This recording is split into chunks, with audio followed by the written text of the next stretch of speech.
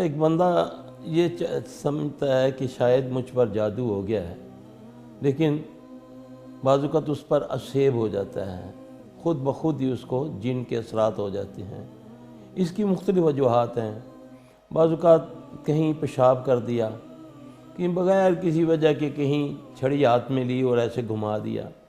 عموماً پارکوں میں جاتے ہیں لوگ، بچے جاتے ہیں، کہیں جھولا ہل رہا ہے، کوئی چکر کھا رہا ہے، وہ سمجھتے ہیں شاید ہوا کی وجہ سے، حالانکہ وہاں زیادہ تر جنات ان کے بچے بھی ہوتے ہیں، وہ اس میں بیٹھ جاتے ہیں، جھولے پہ بیٹھ جاتے ہیں، تو اس سے بھی جن پکڑ لیتا ہے۔ یہ بڑا آسان طریقہ ہے کہ فوری طور پہ اگر کوئی معالج ان کو مل جائے علاج والا، جو کہ صحیح علاج کرنے والا، تو اس کا سدباد ہو جاتا ہے۔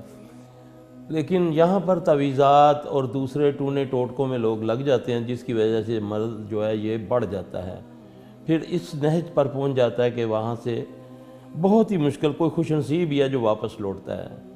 تو جن کی نشانی یہ ہے، پھر جو اس کو رات کو خواب میں آنا، بھینسوں کا آ جانا، یہ بھی یہ عصیب والے کے بھی لیے ہے، اور جو جادو کا اثرات ہیں جس کو اس کے، اور جادو خالی انسان نہیں کرتے، جنات بھی جادو کرتے ہیں، اور تقریباً ان کی کیفیات ایک ہی ہوتی ہے۔ سب سے بڑا جادو تو اللہ کے نبی صلی اللہ علیہ وسلم نے فرمایا کہ جب آدمی فجر کی نماز پڑھنے کے لیے نہیں اٹھتا، فجر سے پہلے شیطان خود آتا ہے۔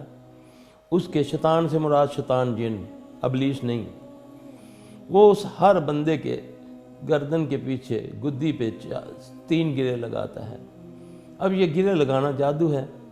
اب اللہ کے نبی صلی اللہ علیہ وسلم نے فرمایا کہ جب آدمی نماز کے لیے اٹھ جاتا ہے تو پہلی گرے کھل جاتی ہے، پھر جب استنجا وضو وغیرہ کرتا ہے تو دوسری کھل جاتی ہے، جب وہ جا نماز پر مسجد میں یا گھر میں جا نماز پہ کھڑا ہوتا ہے تو اس کی وہ تیسری گرہ کھل جاتی ہے۔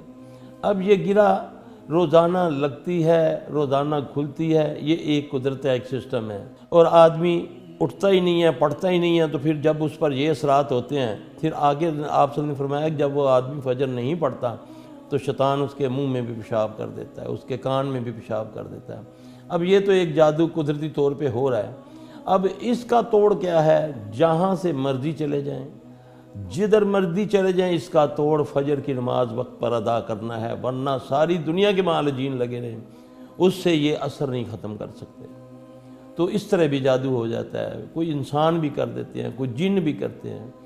تو اس سے بہترین طریقہ ان چیزوں سے بچنے کا یہی ہے کہ آدمی 5 وقت نماز پڑھے، اللہ کا ذکر کرے اور حلال کھائے، تو انشاءاللہ العزیز خود بخود ہی آدمی نظر سے بھی بچے گا، جادو سے بھی بچے گا، حسد سے بھی بچے گا، عصیب سے بھی بچے گا انشاءاللہ۔ اثر ہو بھی گیا تو وقتی طور پہ 2-4 دن میں خود نماز پڑھے گا، نماز کو نہیں پڑھنے کو دل کرتا ہے، خشوع خضوع ختم ہو گیا ہے، یہ اثرات ہیں۔ لیکن اس کو چاہیے کہ وہ لگا رہے، وہ پڑھے نماز، وہ اذکار کرے، انشاءاللہ وہ بے بس ہو کر شیطان دفع ہو جاتا ہے، آدمی ٹھیک ہو جاتا ہے۔ پیغام ٹی وی